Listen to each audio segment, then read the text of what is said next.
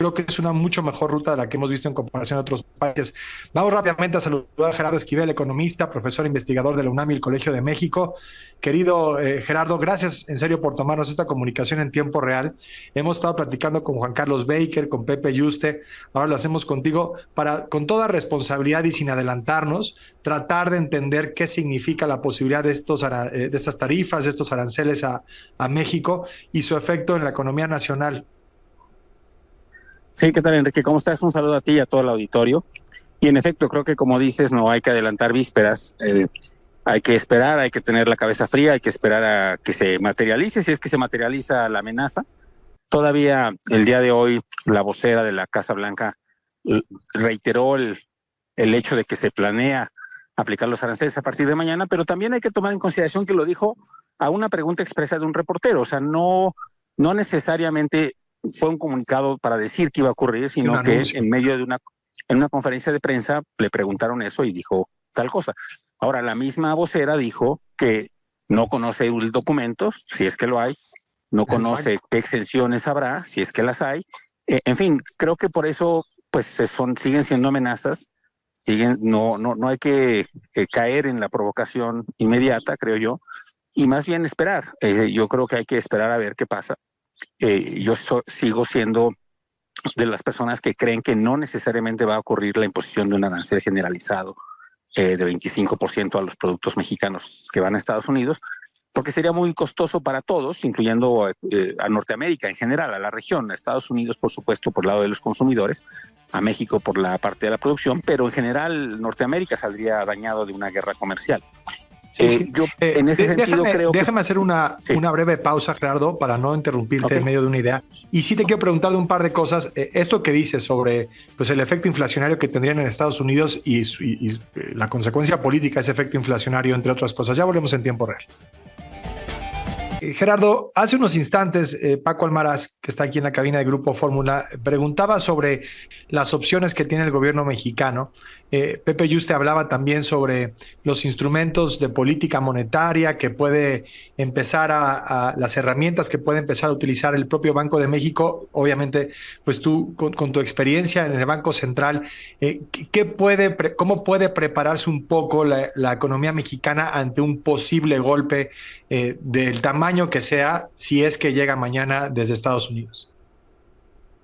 Mira, lo que habría que hacer, tenemos ya en marcha un sistema desde hace muchos años que permite absorber este tipo de choques de una manera más ordenada, que es a través del tipo de cambio. Tenemos un régimen cambiario flexible que absorbe este tipo de choques. Si se impusieran los aranceles, posiblemente habría una presión para una depreciación del tipo de cambio y ocurriría, y esa depreciación no necesariamente es negativa, porque permitiría que los productos mexicanos no perdieran competitividad en el mercado norteamericano a pesar del arancel. Entonces, si eso ocurriría, lo que esperaríamos es ver una depreciación. Ya en parte la hemos estado viendo estos días. El tipo de cambio, recordemos, está en 20.70, que ha sido una depreciación respecto a lo que teníamos en las últimas semanas. Y para eso sirve un régimen de tipo de cambio flexible. Ese sería el primer instrumento que tendríamos a la Sí. mano, que está ya puesto en marcha el mecanismo. Otra cosa que quizá implicaría es que a lo mejor las respuestas de política monetaria las decisiones de política monetaria que va a tomar el Banco Central en los próximos días, quizás sea menos el ajuste de lo que se prevensaba, ¿no? Se estaba discutiendo si iban a ser 25 puntos base o 50 puntos base de reducción. De las Quizá tasas. eso impediría que fuera tan grande.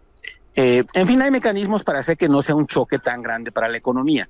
Lo cierto es que es muy importante para la audiencia que sepa que esto no va a producir una crisis económica, puede producir una desaceleración económica, que de por sí ya estamos en un proceso de desaceleración por distintas razones, que posiblemente podría conducir a una recesión, pero una recesión tampoco es algo tan grave, digamos, es un receso, como su nombre lo indica, en el crecimiento económico, y, um, y no es algo deseable, pero no es lo mismo eso que una crisis como las que vivimos en el pasado. Sí, no estamos Entonces, en un también estar. escenario necesariamente catastrófico, ¿no?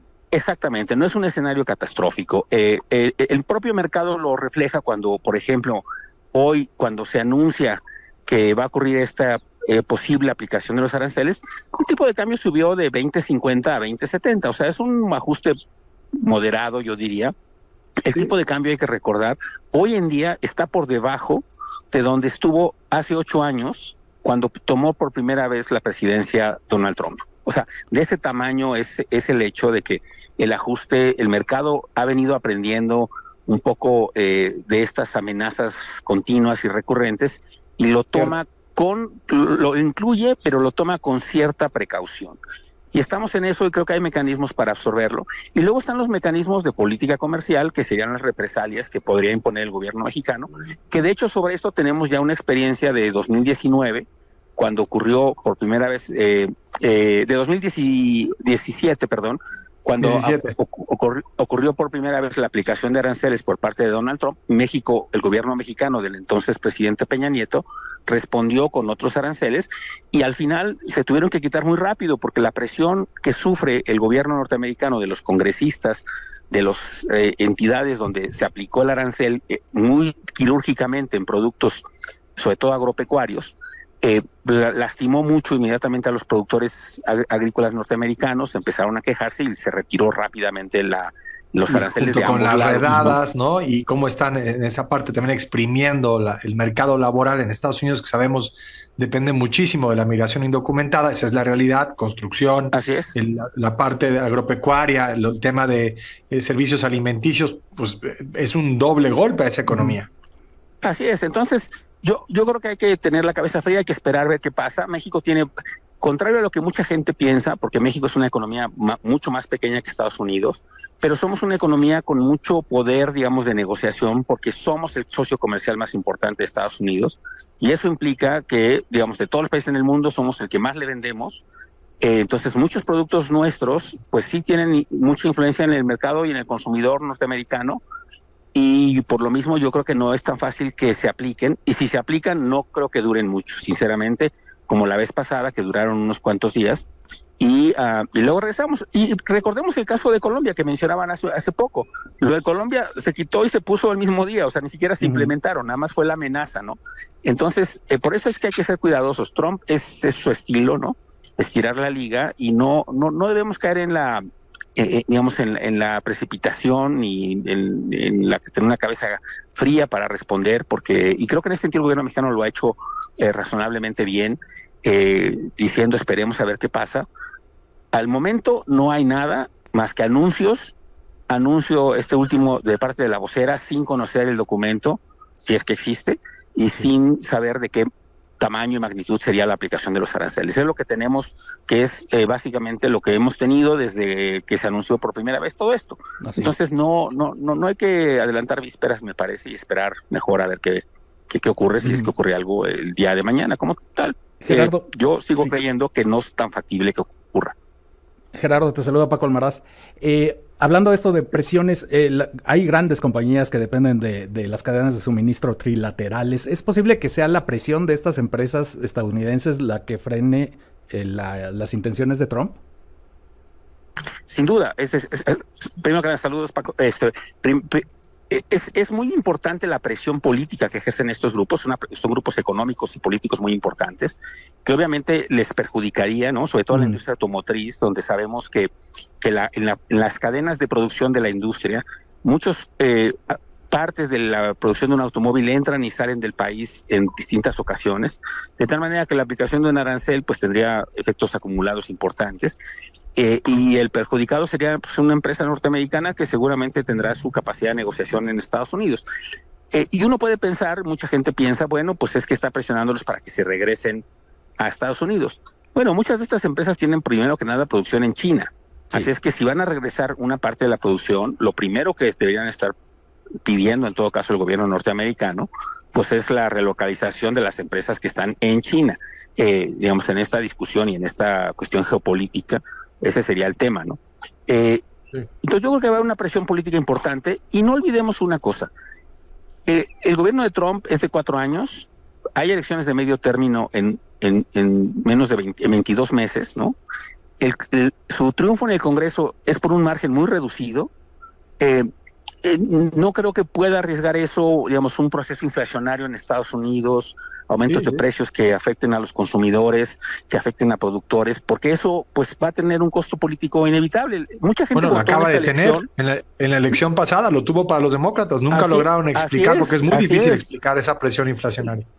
La gente vota con el bolsillo y si piensa que no está el gobierno haciendo las cosas bien, vota en contra.